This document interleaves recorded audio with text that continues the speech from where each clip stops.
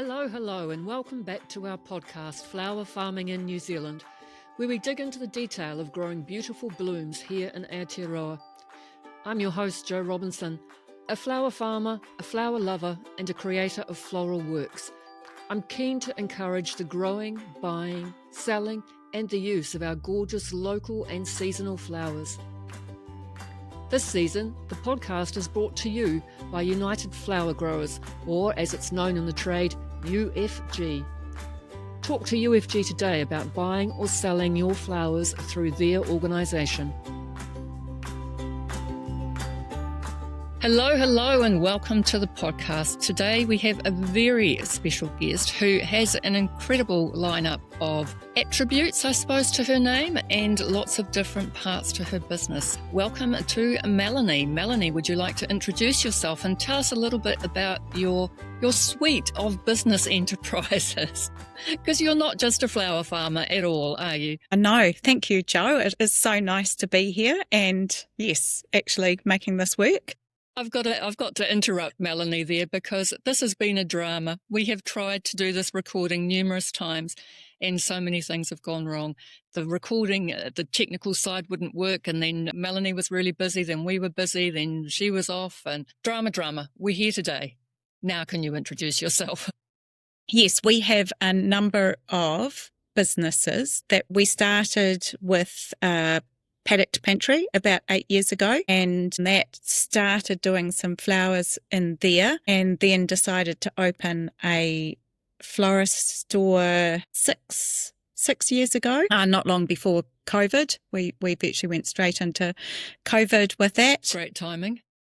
Yes, and then a month after that we took over Celebration Box, an online gift box business, and then we bought Hello and Cookies, the personalised cookies, and then we bought the Meat Box, so an online business sending meat all over New Zealand. And then we grew the online side of Paddock Pantry, and then we merged the two of the Meat Box and Paddock Pantry in one warehouse, and then we've just moved into a bigger warehouse.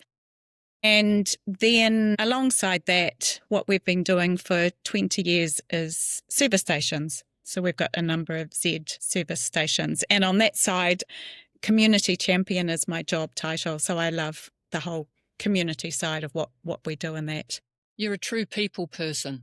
I love that side. Yes. And along the way, somehow I started growing flowers. So did the flowers come before the florist shop, or was the florist shop what led you to growing flowers? I had always loved gardening, and there's a big history of gardening in my family. And when we moved out to our property we're on now, which is I think it'll be 17 years this year, one of the things I requested and was allowed to do was at the back end over a bank that was just full, that was allowed to be my picking garden. So I planted that up to be my picking garden, and that is, say, 15 or so years ago, only with the intention of growing flowers to pick to give to people. I just loved giving flowers to people. And with young children at the time, we would take spaghetti cans or spaghetti baked beans that have the peel off lid, and we had all sorts of scrapbooking things, and the kids would decorate the tins, and I would grow and pick flowers, and we'd bunch them up and put them in these homemade vases and give them to people. Wherever the children went, whatever they did, they went off with flowers. Yeah, lovely, that was my thing. So you're Auckland based, aren't you? South Auckland? South Auckland, yes. Yep. Yes. And your property borders Manukau Harbour? We're about 900 metres from the harbour. So tell the story of what happened to your first garden on the property. So that particular one, that whole bank, we have two quite large lakes on our property. We've got about 6 acres of garden in total, including the water that's in amongst it. So that was my first sort of picking garden that I just planted with anything I wanted to pop in there to pick. And things had grown since then. But 3 years ago, it will be coming up at the end of this month when we had the floods in Auckland.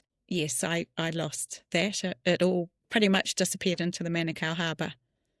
So Got washed away. I'm trying in my mind to work out how you run such a huge garden and how the logistics work for you being able to pick. I've got rows of particular flowers, but you've got a landscape. So it's a very, very different way of working. Do you want to just explain to me how you make that work? Because to me, that sounds a dream. Hard work, but the dream, because I'd have a lovely landscape to look at as well as flowers to pick. So I guess once I started the Wild Rose, which is your shop, in case anyone doesn't know. Yes, the Wild Rose. florist store, yes, online, and there's a physical store. I grow all our foliage and then as many flowers as I can for it. And so everything we do now in terms of the garden is planting and growing areas up, depending on what their aspect in the garden, with things that can be for picking. So plants and things are only really allowed to come into a garden if they're good for picking, either foliage or say something like rice flower I had tried to grow on this bank. And then I have got some small raised beds that my dear husband has put in for me in places where they just sit on a very wet base a lot of the year. I put some in there and no, that didn't work. They all sort of died. And then we were right out the back in a big native area and behind sort of a bank of cowries and things, we started putting rice flower, grevilleas, waratahs because it's dry on a bank, and now I have more rice flower than I know what to do with. So Wow. It's just so gradually adding into areas of the garden and trying to work out, have enough of a particular plant, like just down from that, but under the shade of the cowries and things, but with light coming in. A lot of my hellebores, which also have Falthemias amongst them, and now Nerines have gone in, just adding and layering as the bigger trees are coming out. Then I get to layer things underneath them. Right. So do you find it easy to stick to your rule of only planting things that are good for picking? Yes. Well done, you. Yes. Although whether it says that it's good for picking and whether it is actually good for picking, sometimes that's a bit of a learning, and it's not until you've picked and grown that you actually really, really know. And I'm often, if I'm going around garden centres or just walking past, I'm just touching foliage and that feel of trying to see if I think it's going to last. Hold up. In a vase and how it feels and whether something's ready to be picked by look and touch. It's really interesting, that look and touch, isn't it? Because I find that quite a few stems, you can actually tell whether they're ready. If you tap your secateurs against them, the stem sounds more, it's not quite hollow and it's not woody, but it's just got a different sound. Just starting to head in that direction. Yeah, it's a great clue if you're not sure. It's just that gentle tap with your secateurs. So you said you've got a native area and you've got kauri in that. What else have you got in there, and do you pick from that for the shop as well? There's kauris, kahikateas, lots of pittosporum because they're the nursery trees for the others. Manuka, kanuka, remus, totras, flaxes, ferns, everything. We quite like our kahikatea as a foliage. We get quite a few funeral requests for casket sprays that want to be, say, entirely native, and that's quite easy because I can just walk out and it's all there. Puriri, which is great for foliage too. Lovely. I used to love using that in Auckland. One of my favourite gardens that I worked on when I was landscaping in Auckland had this massive puriri tree. It was on the North Shore, and this tree was absolutely humongous, and it took up most of the section because sections on the North Shore aren't very big, but the puriri was just beautiful, just beautiful. I'm trying to envisage your bank, so you'll have to send me lots of photos so that we can put these up with the script. So it'd be cool to see what that is. Do you use your flax flowers at all for floristry? A little bit, but not a lot. We've got the more dwarf flax and then the bigger flax, so I'll pick some of the dwarf ones when they're at a good time, but that comes and goes really quickly, that sort of season. And I suppose it depends on what the demand is for what you're picking as well, whether you spend the time doing something that might sell or you spend the time picking something that you know will be useful. Yes. Pop a few there if they need it, but it's not a big one for us. So how many florists do you have working in the shop on generally? I have got 7 florists. Some do 2 days a week, some are full time, so it ranges across them. So I'm not in there working making flowers. I pick every morning and take an SUV load into them. And they are almost like my customer, because it's the joy is the excitement on their face when they come in every day and they see what's there, and it's like bees to a honeypot. Yeah, well, particularly when you can provide them with interesting foliage. And flowers that we just wouldn't get otherwise, I think. Yeah. So what would be the florist's favourite foliage? Favourite foliage? Geranium is one. Love ones with fragrance. The fragrance are the geranium, doing more mint for fragrance, but then grevillea. We love grevillea for foliage, smoke bush, and for the flower. But I've got Shady Lady, Physocarpus. Do you have the Darts Gold Physocarpus, the yellow one? No. Don't. It doesn't perform anything like Shady Lady. It's easy to get 1.5 metre stems every year, even if I cut it really hard over a whole season. But the yellow one, I just find this spindlier. I'm not planting any more of them, that's for sure. Great. I'm running out of space, so that's good. Cut that one off the list. Let's take a moment to hear from our sponsors. Season 2 of this podcast is proudly sponsored by UFG, New Zealand's largest flower wholesaler. While UFG is best known for its in-house auctions in Auckland, Wellington and Christchurch, it operates other platforms to ensure growers connect with the right buyers and buyers with the best flowers. Listen to our sponsors episode of the podcast and check out the UFG website to learn about the innovative remote online flower auctioning system and the virtual wholesale platform. And if you need another option, there are 4 on-site wholesale outlets based in Auckland, Wellington, Christchurch and Invercargill. UFG, connecting growers with the right buyers and buyers with the best flowers. Hey petals, and just like that, we're back into today's conversation. So explain a little bit about your space then. You've got 6 acres, you've got a couple of ponds in there, and you've got your native bank. So it's a bit of wetland at the back. Okay. Yep. So it sort of comes down through a wetland at the back into a bigger lake, which feeds under the driveway into a smaller lake, and then heads off out to the Manukau Harbour, and out around the back end is predominantly natives, but being underplanted with or planted around, as I say, like the sort of Aussie side of things with waratahs and rice flower. When you say the back end then, is that the end further away from the harbour? So you've got the Yes. Aussie plants further away from the salt sea air? More because it's a dry bank.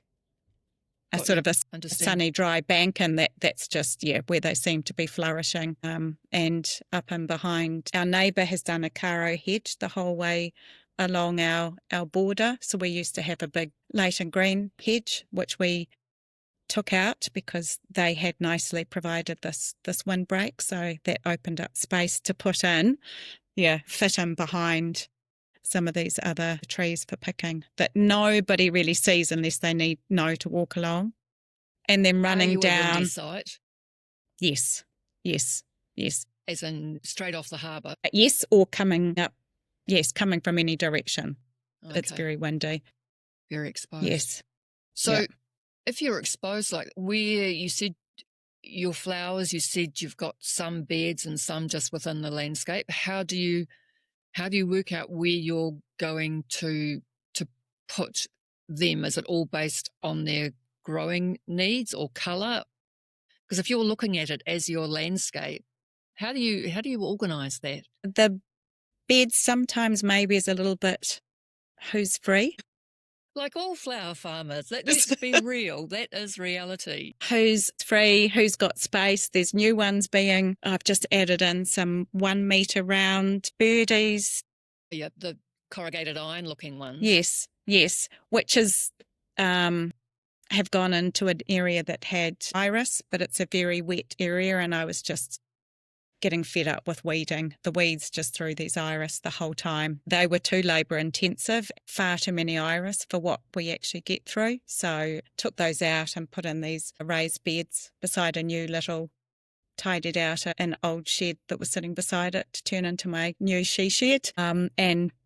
Seed raising area. So that adds, so that it's, and they're just having their first season now, so it's a little bit of learning what they like, and the different beds. What I find is that I will put some in these small beds, raised beds, and then others in garden areas, and then they flower. They flower at quite different times. So that's almost my way of staggering succession. Yes, is you get just different. They can be planted at exactly the same time. They've all come in the same plug trays, say campanula that was autumn sown in beds, a raised bed, even from ones up by our house to ones further down, heading towards the harbour, a little bit lower, still in a raised bed. They flowered a lot later, and then the ones in under a little bit of shade, under big poplar trees, but in garden beds, flowered even later. But that's fantastic, isn't it? I mean, it's true succession. Yeah. It is, but it's a little bit of learning. Yes, just learning that, and then putting them in where their colour suits as well. But from the shop point of view, you wouldn't want them all flowering at once, because we can only handle a certain amount at a certain time, and given I pretty much only grow for us, it is that is a learning of having the right amount coming through steadily and getting that to work, and trying to put in as many different plants to get as far through the year as possible. Yeah, which is another challenge even for being in Auckland, to be able to grow all year. Do you have a tunnel house that you use, or a hot house? Nothing. Yeah. So that's even more of a challenge, isn't it, to operate? So how long is your season? When do you start? Well, there's always something. It's just what it is. And it depends of how you look at it. But yes, there's always something flowering, because, say, I can have early chairs overlapping with tuberoses. So they're flowering at the same time along the 40-metre row of tuberoses, which also then have a row planted right beside them of early chairs and other daffodils. Yeah, and to have tuberoses still flowering when early chairs are starting. And so pretty much then off you go. Lots of daffodils, spring flowers, all those more wintry, kind of waratahs and rice flowers. And so it's not the same, but they're quite more those perennial type things across winter. So most of your flowers would be finished by Mother's Day, would that be right? Yes. So am still getting them at Mother's Day, but unfortunately not as many as we'd like. And because we can have our first frost has often been the week of Mother's Day. So just those last dahlias that are trying to hang on, they're kind of gone. So it's really just the chrysanthemums that might be still there, and a few bits and pieces. So do you get very many frosts where you are? I would have thought that the sea breeze would sort of counter them a little bit. They'll be very light versus what you would experience, but we might have just one or two light ones. We might have half a dozen that could be a bit heavier. It differs each year.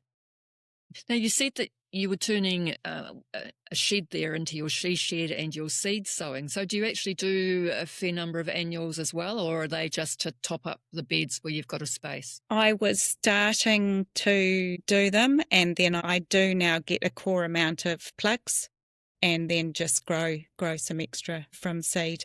My time does not allow for a huge amount of seed sowing or trying to keep up keep up with it. But yes, I do. So you buy in plugs. I get the plugs. That makes a huge difference. And then a few other flower farming friends that we do a bit of sharing and trading. And that's what it's all about, though, isn't it? And then not everybody has to grow everything. I mean, why would someone who can't grow waratahs grow them if they can get them from you? There's so many things that you can grow that other people probably wouldn't have room for. I'm thinking of people like Marissa at Urban Floral, who's on a tiny urban section, and here's you with 6 acres.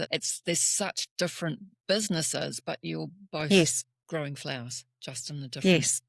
different ways. And in my mind, I can't work out how you get everything done.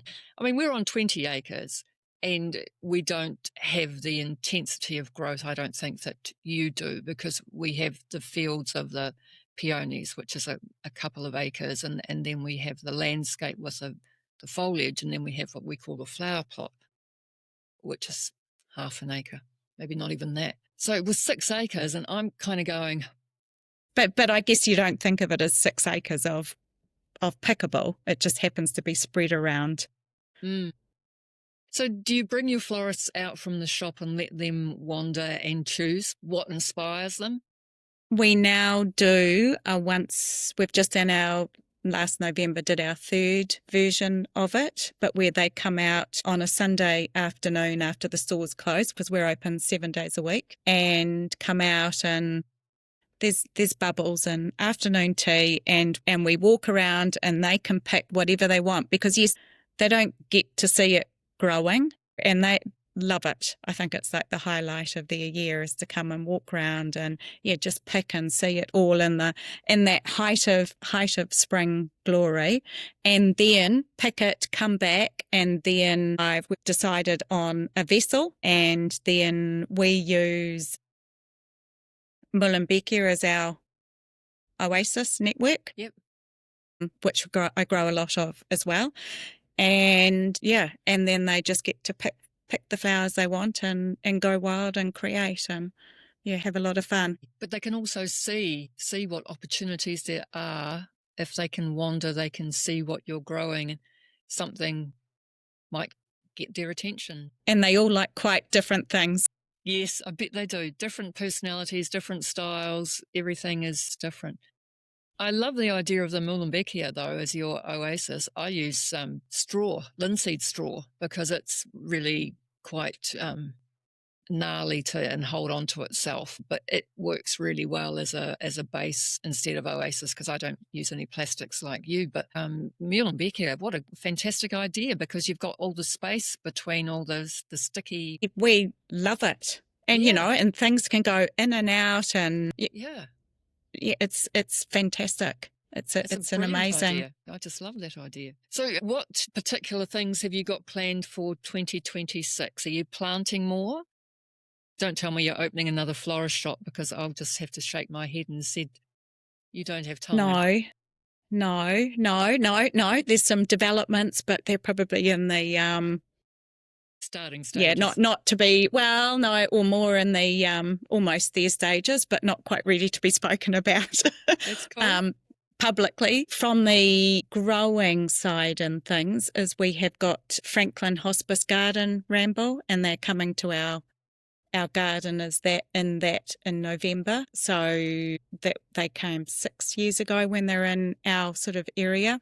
So it's back to our area. So pretty much every spare moment is trying to just think of different ideas, add things in. But yes, my whole working out what I'm going to be growing and planting this time in autumn is about what it's going to be looking like in the middle of November. Yeah, and there's a bit more pressure on it this year. So will you be able to, within that tour of your place, be able to promote Wild Rose as your flower shop and say this is where you can buy the blooms that you're looking at? Or how does that pay you back? We will probably have tickets for sale in our store and in our Paddock to Pantry stores. We tend to sponsor it in some way, because in my side of the community champion, all that sort of thing. It all just Clicks together. interlinks. Yes. Whenever I can, I will do flowers for charities that need them for events, and they put them on tables, and then they will sort of sell them at the end of the event. Any of that kind of side of things that can take these flowers and bring joy to others, or help them raise money, or give back through flowers. My other kind of side of that blends my community and my flowers into the two favourite things. Which is lovely because, I mean, growing the flowers is your job, but sharing them like that is your joy. And that's how I think of the differences for me, is that the joy is actually my garden if I get a chance to be in it, but my job is flower farming. And you're basically taking that same ethos, and the joy is in sharing your flowers with people who need flowers, either to fundraise or for fundraisers and things, which is, I think that's a lovely way of doing it. I will spend every spare minute I have in the garden, and a lot of that is on the growing flowers, but that's just what I love doing. Every moment in the weekend, if I don't have to leave the property, and I put on my gardening gear and I put on my tool belt and I'm out there, and it's please don't make me leave. Bring me a cup of tea and just leave me alone. Yeah. Drinks breaks, yes. Yep. No, that's where I love being out there. And whether you call it gardening or flower farming. Yep. And I have taken a bit to call what we have a flower farm, because it took me a long time to get to the point of going, look, I grow an awful lot. It's just not in lots and lots of rows, formerly like people think of as a farm, but it has taken me quite a while to get to the point of calling it a flower farm, in the hope that others take it more seriously. Like, you don't say you've just picked your flowers out of the garden. But people expect you to have done that. It's my constant battle at the farmers market. People say, and every week there'd be numerous people that would say, you must have a lovely garden. Actually, no. My family call my garden a wildlife sanctuary because it's just full of weeds and rabbits and things. But my flower farm, I try to have it looking good. You know, it's just people don't understand. Well, I suppose we as flower farmers, we don't explain enough what our farms look like, that they're not just a little garden that we waltz around in and pick one or two blooms from. You know, you take an order and a florist wants a mixed box of flowers. So, yep, it goes. So you constantly turning over those things. You're not flitting around thinking one of those and one of those. It's, I can get 50 of those and 50 of those, or if you're bigger scale than we are, you'd be talking way bigger numbers. But it's just interesting what the public concept is of flower farming. And I think part of that is flower farmers' fault. We don't explain our business well enough. And some of that, I think, comes from Instagram. You see the pretty pictures of people with flowers, but not so often with their hands in the dirt, pulling out weeds or getting stung or sitting on some stinging nettle or whatever. Yes. All those things Yes. that happen, those things get put to the back. With all that you've got there, do you make your own compost, and are you trying to be spray-free and caring for the soil, or how do you manage that side of it on such a big property? That is another passion, and I listen to every podcast, read whatever I can. I've got a Master of Science, and my career before doing any of this was selling microscopes. Wow. So whole science background. So when I start getting into researching how am I going to grow my flowers better, you know, it's that whole science background and learning and learning and learning. And that's what I love learning about, is how am I going to grow them better. So yes, do compost. I just read Charles Dowding's book about compost in the holidays. So I got back from where I was for the couple of nights and went out to my compost bins, and they've had an overhaul and take it to the next level. And then it was like, okay, I want to grow comfrey. Mm. And I went up to my mother's on the weekend, my parents, and next thing I came back with a couple of huge buckets of comfrey plants. And I'll just say, be careful where you put it. It's pretty invasive. Yeah. Yes. So it's gone down under fruit trees where it's got room to run rampant, and that sounds good, because the more the merrier for the compost bin and the worms. The little worm farm and the compost bins. I was getting thrips on my white dahlias, the whites, last summer, and trying to do neem oil and things. And I think just trying to find the time to do more feeding and just feed and improve and hope that it will all just look after itself and not really spray anything other than feeding. That's the goal. And there'll be days I'll regret that. But have you listened to Jenny Love's podcast? yes. Yeah. She has one that she talks about using blackstrap molasses to raise the pH of the plants. And the bricks levels. And so that, yes. And what is it that if you've got the thrips and the sucking things, you've got to a certain level. Then if you start getting your grasshoppers and your chewing things, well, that's a really good sign. So now when I see the grasshoppers out there, I go, we're improving. We're getting there. Yeah. Fewer thrips, more grasshoppers. Do you want the grasshoppers? Then what do you have to do? Yes. Yeah. Yeah. But those thrips were they were a real pest on the white dahlias. We've had more this year because we've had the wettest summer that I can remember. We would not normally get any rain from November until February, and we've had cloudy, overcast days, we've had thunderstorms, we've had rain, and it's just so unlike our previous 25 years experience of growing here. And our humidity is still quite low. Like today it was 33%, and it's just, why are we still getting so many thrips? And it's just, our conditions have just changed so dramatically this year compared to other years. I feel like I'm back at year one.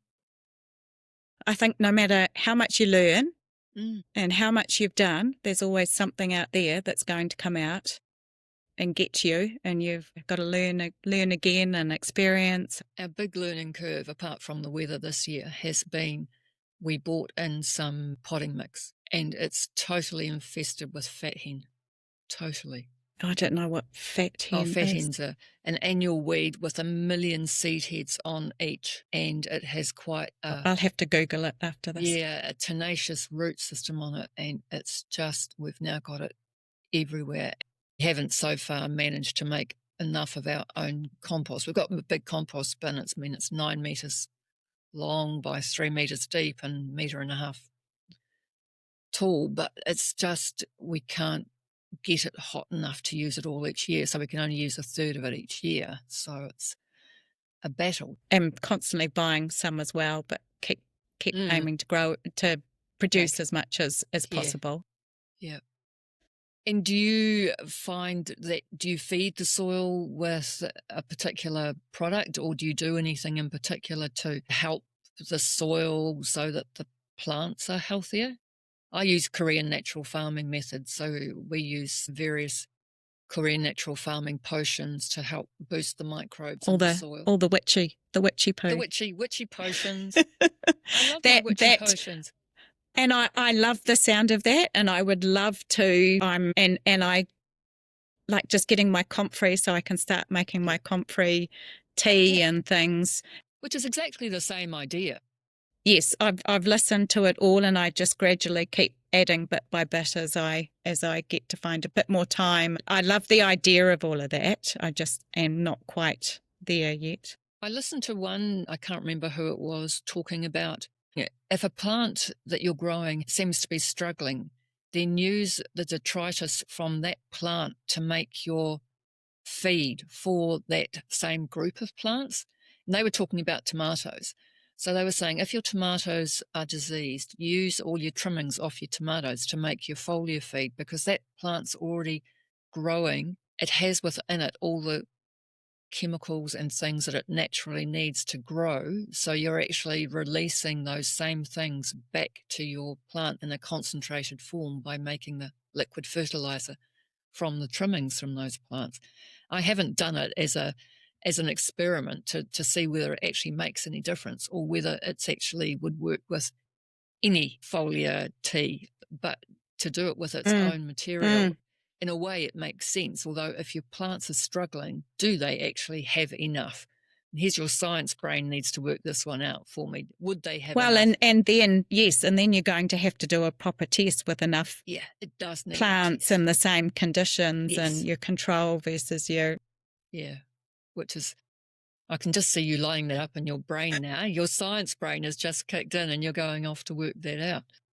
So what else does 2026 hold for Melanie and the wild rose? Just keep growing. My flowers I grow, I call the paddock to posy range, which was my take on paddock to pantry, is the paddock to posy. So that is the range that we grow. So we have an offer for our customers that is just purely the things that I grow versus commercially grown flowers. You are commercially growing. Well, the ones that I know people can stick their nose in and smell and and get fragrance from and not worry that there's whatever they might be sprayed with. And I don't know. Yes. So we have a range of the things that is just what we grow. And we've gradually brought that in as my capacity has increased.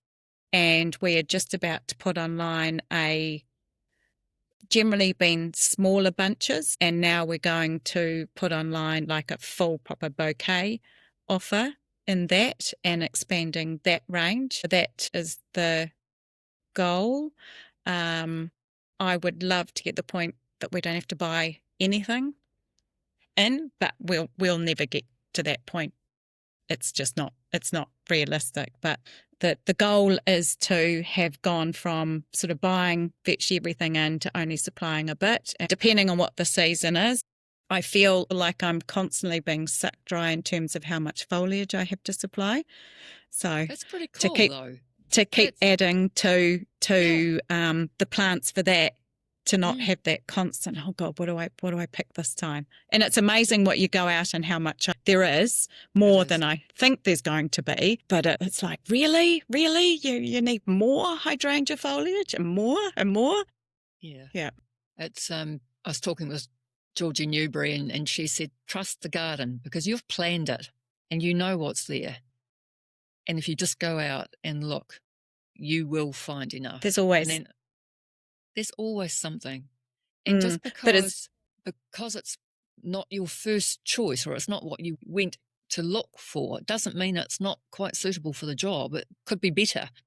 You just have to look at plants differently and be prepared to pick them and see what happens. I would love to grow a lot more foliage, and we're moving towards that because for me it's my retirement policy is to grow more foliage so I'm not crawling around on my hands and knees and I can go and pick more easily. At trees, standing up. Yeah.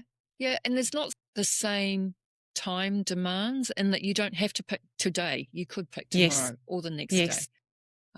And it's not, if it doesn't get irrigated today, it will survive until tomorrow. Whereas if you've got a fussy little annual, you could lose a plant if you don't pick it today. It's lost. You've got nothing to sell.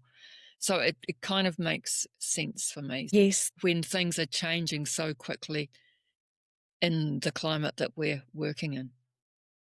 So the stuff that you buy in is mainly your focal flowers from auction, from wholesalers? Yep, wholesalers, off the auction, lilies, snapdragons, roses. So I do grow some roses along fence line. That was my space site. So they're all climbing roses because that's where I ended up with space to add them in recently.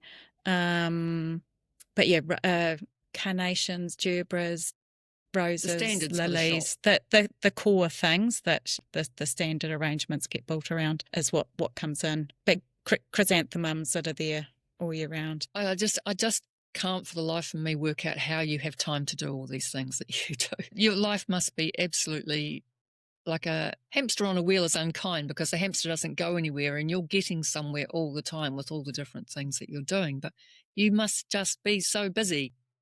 Yeah, but I have to say, going out every morning and starting to pick, unless it's pouring with rain, is you just... You live in Auckland. That's every day. Yeah. I'm certainly not at the moment in the middle of summer now that we start wanting some rain and needing some rain. Yeah, starting picking on a lovely morning as the sun's rising is just the most glorious way to start the day, that it just kind of fills you up, ready to go and then tackle everything else that's going to come your way that day. And I think flowers were the bit that got me through COVID, being able to pick flowers, and we couldn't sell them in like level 4 and the store was closed.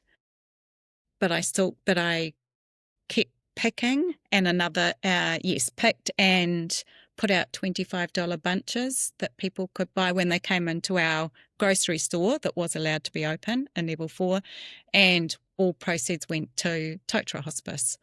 And we might be 2 or 3 days when we just didn't have time to do that, and then other days we'd get to whip some up because my florist came to be the backup workers at the grocery store. So yes, How cool okay, is that? we've got a moment. We get to make up some, and they would just be gone in a flash as soon as they went out. And so the second time round, we raised like $4,000 or something. It was an incredible amount just through selling $25 bunches, because people still loved their flowers and needed their flowers. But the flowers were still the bit that gave you the joy. Yes. Again, it's all about the joy. That's a lovely way to end. And I thank you so much for taking the time to come and talk, because I know you're a very busy lady. I could sit here and talk flowers and growing flowers we both all could. Day, every day. But, it is the thing that gives us both joy, and that's why we can do it. And I had my cup of tea, and I will have to say to anyone who's listening or watching, you have got, shall I ask Melanie what's in her tea? I never actually got to have any sips. Before we started this podcast, my meeting was with a wine rep who was giving us wine tasting. So I believe this has got rosé, but only a tasting amount of rosé. That's boring. Sorry, that's boring. But I've got to drive home yet. So go and have a proper glass. Relax and view your garden and pat yourself on the back and say, haven't we achieved so much? Haven't we done well?